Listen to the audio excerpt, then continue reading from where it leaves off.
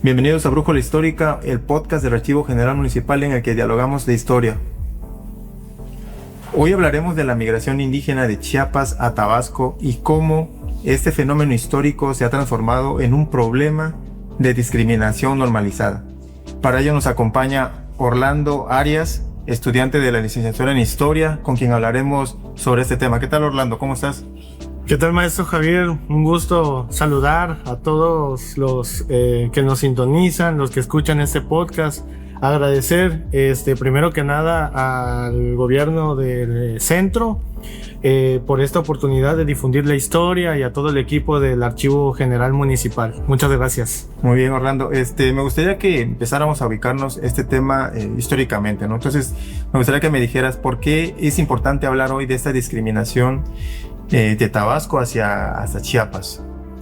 Claro, bueno, es importante porque el fenómeno de discriminación que actualmente conocemos o del que vamos a hablar, pues tiene connotaciones históricas, tiene consecuencias históricas o causas históricas, mejor dicho, como muchos de los problemas que existen actualmente.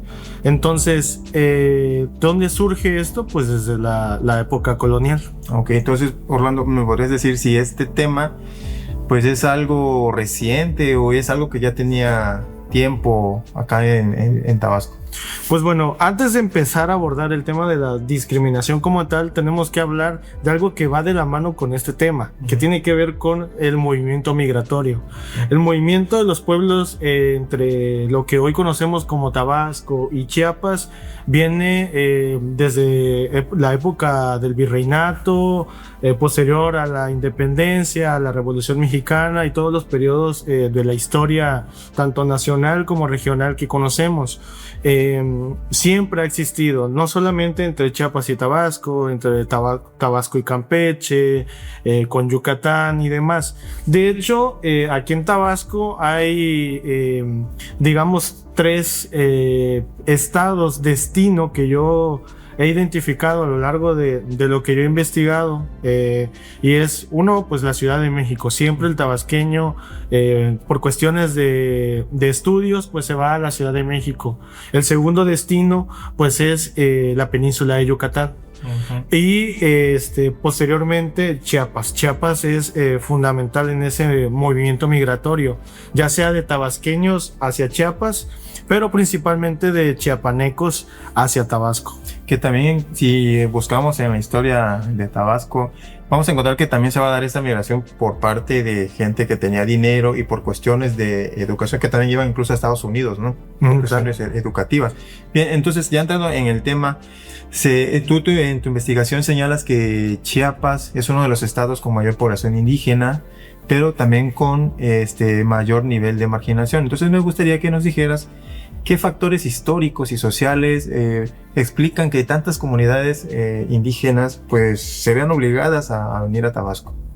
Pues bueno, tenemos que tomar en cuenta algunos periodos de la historia. Vámonos a posterior a la independencia de México. Uh-huh.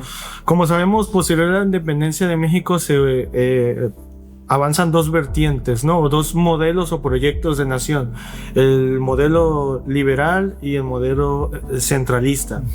Tenemos que en una gran parte de la historia el modelo centralista fue lo que más se mantuvo, ¿no? Sí. Entonces el centralismo en el centro del país pues fue demasiado contundente. Digamos que afianzó lo que son los núcleos de poder y económicos, principalmente en lo que es la zona de la Ciudad de México, Puebla, la zona del puerto de Veracruz y todos los estados aledaños.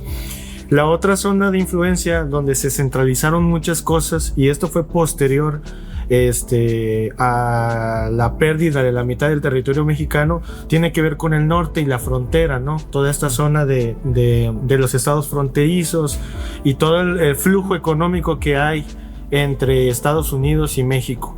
Entonces, estas 2 áreas de influencia significaron modelos económicos, digamos, eficientes, pero hacia el sur. Okay. Tenemos la frontera con lo que es Guatemala.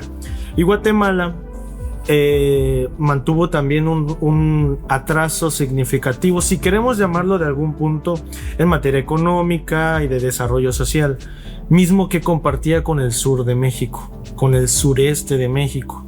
Y de ahí empezamos con la primera frase discriminatoria que es muy normalizada, pero tiene una connotación de discriminación o de aislamiento, ¿no? Esa famosa frase de que el centro piensa, el norte trabaja y el sur baila, ¿no?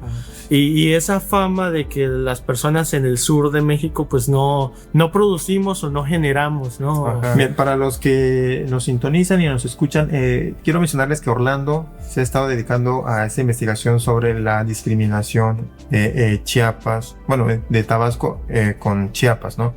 Y aquí tú mencionas un punto, o mejor dicho, un año clave, que es el año de 1994. Entonces me gustaría que me dijeras y nos dijeras a todos por qué ese año marca un antes y un después en la migración chiapaneca. Bueno, el año de 1994 para México es muy importante tenerlo presente. En 1994 México entra en lo que es el Tratado de Libre Comercio de América del Norte, lo que en su momento se le conoció como el Telecán. ¿Esto qué significa? Pues la apertura de la economía mexicana al mercado más grande del mundo, que es con Estados Unidos y Canadá. Estamos hablando de un tratado que tiene, digamos, una connotación de capitalismo puro. Pero quienes estudiamos la historia desde una perspectiva un tanto marxista, si queremos verlo desde ese punto de vista, sabemos que el capitalismo es un modelo económico que podríamos definir como, digamos, salvaje. ¿Por qué salvaje? Porque va en pos de ganar, pero a los grupos más desprotegidos, por lo general, son a los que el capitalismo no voltea a ver. Son a los que el capitalismo sigue marginando y margina más. ¿Por qué? Porque el capitalismo, o en esta parte, en su vertiente neoliberal, busca siempre la acumulación de las riquezas, ¿no? El tema del extractivismo, el tema de los recursos naturales, el tema de generar sin importar los derechos sociales de los grupos más vulnerables. En ese sentido, Chiapas es uno de los estados con más marginación hasta la fecha. De 1994 a la actualidad, digo, se ha avanzado mucho en materia de desarrollo social en Chiapas, pero enfocándonos en el momento histórico en el que estamos, 1994, estamos hablando de pueblos originarios muy presentes en Chiapas, con altos índices de marginalidad. Por ahí yo recomiendo escuchar y leer también la declaración de la Selva Lacandona. Esta declaración donde habla de la larga noche de los 500 años, ¿no? Donde los pueblos originarios mencionan que desde la llegada de los españoles ellos han vivido en una noche. Por eso están a la espera de que llegue la luz, el amanecer. Para todos la luz, para todos todo. ¿Por qué la luz y para todos todo? Porque la luz representa el para todos la igualdad y la libertad de los derechos, educación, techo, vivienda, comida, salud, empleo, bienestar, todos esos puntos. Entonces, el 1 de enero de 1994, el ejército zapatista se levanta en armas en San Cristóbal de las Casas y en los municipios aledaños de fuerte presencia indígena, principalmente Tzotzil y Celtal. Esto impacta hacia el norte de Chiapas, a la región Chol, y es una forma de protestar y de decirle al gobierno de México: ¿cómo tú vas a entrar al Tratado de Libre Comercio con Estados Unidos si tu pueblo aquí en Chiapas se está muriendo de hambre? Es uno de los principales reclamos, ¿no? Exactamente. Ok. Y entonces aquí me gustaría que mencionáramos ahora por qué Tabasco se convirtió en el lugar importante para esa población. Ok, bueno, para que nosotros podamos entender este proceso histórico, vamos a tener que saltar de un periodo histórico a otro, no tan lejanos entre sí. Tabasco hacia 1950 o entre 1950 y 1960, 65 es un estado rezagado socialmente también. ¿Qué es lo que salva a Tabasco o qué es lo que impacta en que Tabasco pueda tener un boom? Precisamente el fenómeno conocido como el boom petrolero. De los años 60, 70, principalmente a los 80, Tabasco tiene un incremento económico debido al auge petrolero.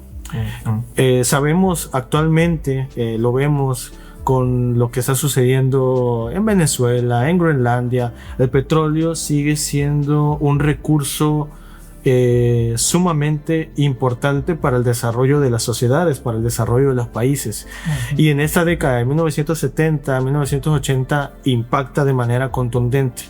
Atrae la inversión, vienen nuevas empresas, los gobiernos impulsan la pavimentación de calles, la creación de complejos residenciales, de colonias que hoy conocemos como colonias populares, sí, como Atasta, Tamulté, etcétera. En ese momento eran colonias que carecían de pavimentación, pero al implementarse la industria petrolera empiezan a llegar una migración de Veracruz, de lo que es Poza Rica, de la Ciudad de México, de Tampico, de otras zonas que ya habían tenido un auge petrolero anteriormente, llegan a Tabasco y pues bueno, el estado tabasqueño se ve en la necesidad de que Villahermosa, que Tabasco se modernice de alguna forma.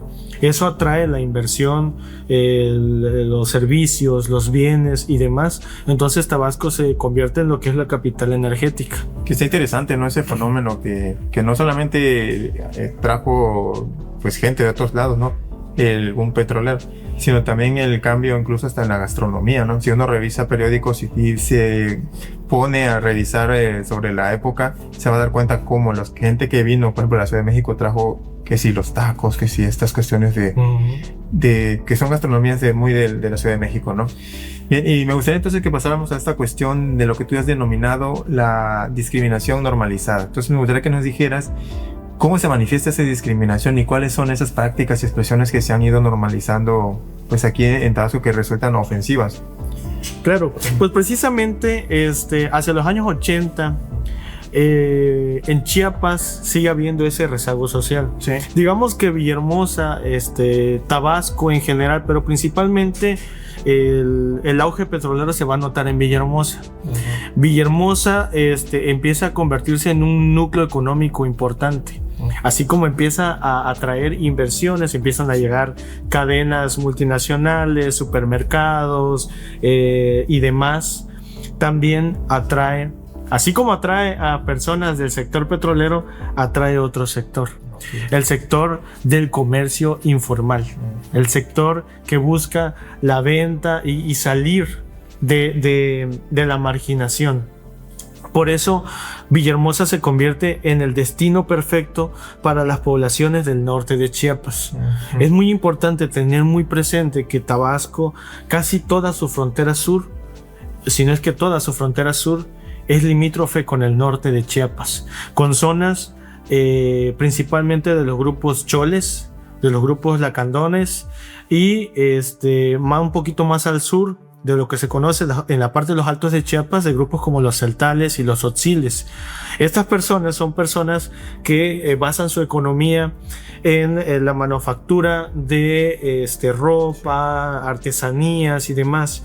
Al llegar a Tabasco, al llegar a Villahermosa, empieza esa migración hacia los años 80 y se potencializa en 1994 o de 1994 a la fecha. ¿Por qué? Porque empieza el conflicto armado. Empieza en el norte de Chiapas una guerra entre el movimiento zapatista de liberación nacional y el Estado mexicano. Y empieza un conflicto armado. Entonces mucha gente pues tiene que salir. Y entonces ahí hablamos ya de otro término que se conoce como el desplazamiento forzado de estos grupos indígenas. Entonces estamos hablando de personas que no salen de su lugar en donde viven por gusto, sino salen por necesidad. Entonces, ¿cuál es el lugar donde se concentra la mayor economía o la mayor actividad económica en ese momento? Villahermosa. Entonces empiezan a llegar. Para el tabasqueño, esto es como de que, oye, de repente vemos en las colonias populares que en una casa, en un cuarto, ya hay 2, 3, 4, 5, hasta 10 personas de Chiapas viviendo, ¿no? Uh-huh. Y traen algo consigo. Son sus costumbres y principalmente su idioma o su lengua. Uh-huh. Y eso con el tabasqueño ya no da clic. Ajá, lo ven raro, ¿no? Incluso el no poder entender lo que ellos dicen, ¿no? Exactamente. Y aquí es donde surgen esas expresiones discriminatorias. Exactamente. Justamente una parte del central de la investigación, y para eso sirve la historia, es para detectar la raíz de los problemas sociales actuales. Uh-huh. Actualmente hay una normalización de la discriminación hacia los grupos vulnerables, principalmente de los pueblos originarios. México históricamente siempre se ha caracterizado por ser un país donde lamentablemente ha habido clasismo y racismo. Uh-huh. Desde la implementación de las castas, estamos hablando de la época del Imperio Español, esa parte de las castas, de las razas, del sentirse superior, está muy implementado en nuestro México actual. Es una enfermedad que no se ha podido erradicar. Pero Orlando, aquí me gustaría que me dijeras por qué estamos hablando entonces de que está normalizada la discriminación. Porque Tabasco, o la población tabasqueña, no de manera general, sino una gran parte de la población tabasqueña, cuando los grupos de Chiapas empiezan a llegar a Villahermosa o a las ciudades un poco más importantes como Cárdenas y demás, empiezan a discriminar a las poblaciones de Chiapas principalmente por su idioma o por su lengua y por sus aspectos físicos, uh-huh. por sus costumbres. Empiezan los tabasqueños a tener una discriminación similar a la discriminación que la gente del centro y del norte tiene hacia la gente del sur. Uh-huh.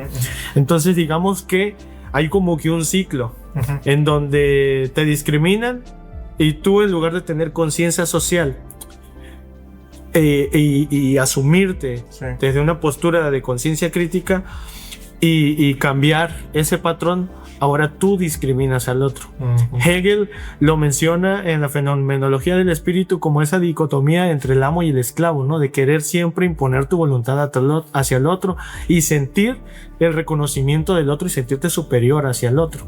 En ese sentido, el tabasqueño busca imponer su supuesta superioridad ante el chiapaneco. ¿Por qué? Porque lo ve inferior. Y esto se materializa en el lenguaje. Hay una palabra, la palabra chiapita. Uh-huh. Es una forma en cómo englobar a las personas de Chiapas, pero específicamente a las personas de origen indígena, uh-huh. a los naturales, por así decirlo. Entonces, el término chiapita tiene una connotación peyorativa, uh-huh. de discriminación, de exclusión y en el sentido total de ofender, uh-huh. a tal punto que el lenguaje es fundamental en esta parte, porque el lenguaje normaliza. Uh-huh. El lenguaje normaliza las conductas y los patrones.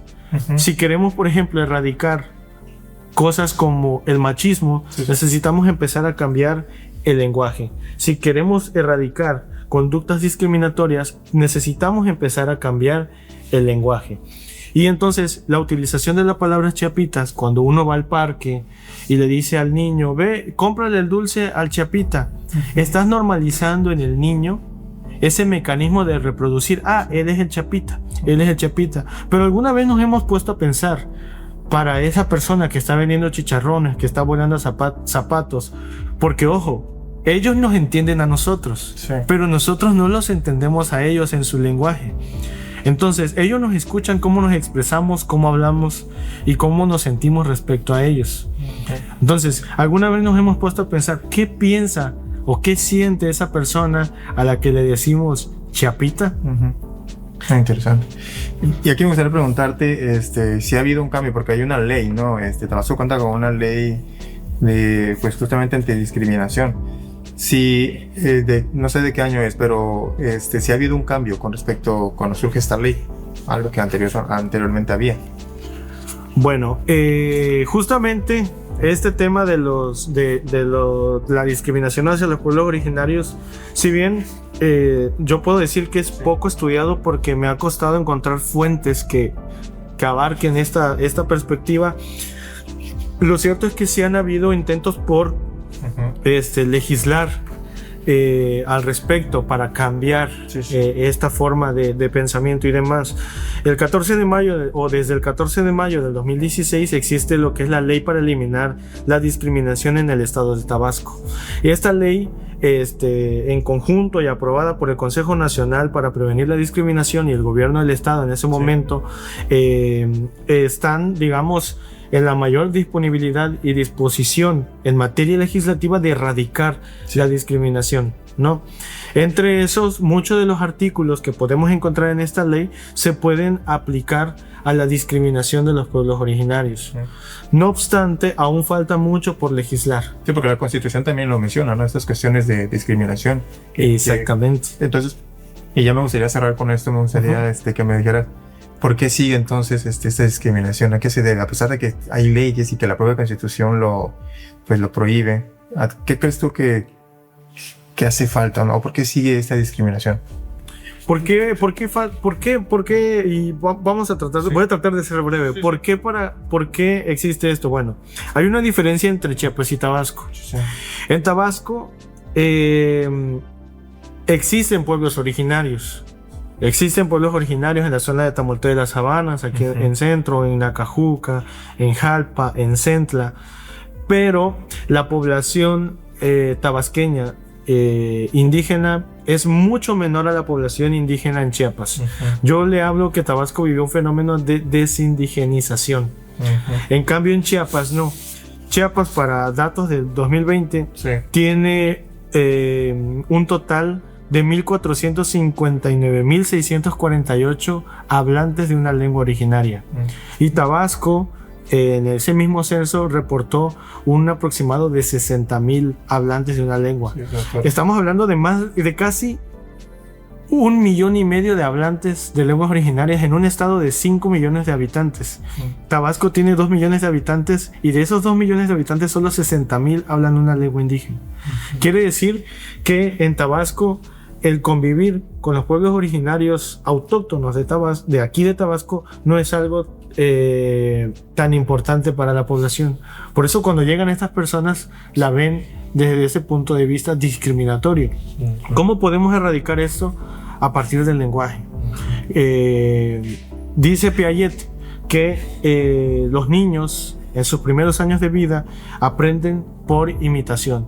Si nosotros como adultos reproducimos este lenguaje discriminatorio que, ojo, está normalizado, pero no porque esté normalizado significa que sea correcto, porque recordemos, por ejemplo, la esclavitud era normal y hasta legal. No significa que la esclavitud en algún punto de la historia fue correcta, no, siempre fue incorrecta, pero era normal. Lo mismo sucede con esto. El decir chiapitas para mucha parte de la población es completamente normal. No significa que sea correcto. Entonces, cambiar el lenguaje y que los niños empiecen a reproducir este cambio de lenguaje, como por ejemplo el decir presidenta con A, ingeniera, mecánica, doctora, va a ir modificando, y que las instituciones encargadas de regular y de hacer valer la ley apliquen las sanciones y apliquen la ley cuando se presenten actos discriminatorios. Y ojo también, que ahí tanto sociedad como gobierno tenemos que tener algo que se conoce como conciencia de clase, y esa conciencia de clase es enseñar también a nuestros hermanos chiapanecos de origen indígena que ellos tienen derechos, que hay instituciones a donde pueden acudir, y en conjunto podemos erradicar este fenómeno. Interesante, sin duda alguna, este tema de la discriminación es un tema que incluso da para más, ¿no? Aquí nada más estamos como tocando por encima el tema. Tú te has encargado muy bien de investigarlo. No me queda más que agradecerte, Orlando, y pedir a nuestra audiencia que nos siga sintonizando en los episodios de Brújula Histórica. Muchas gracias.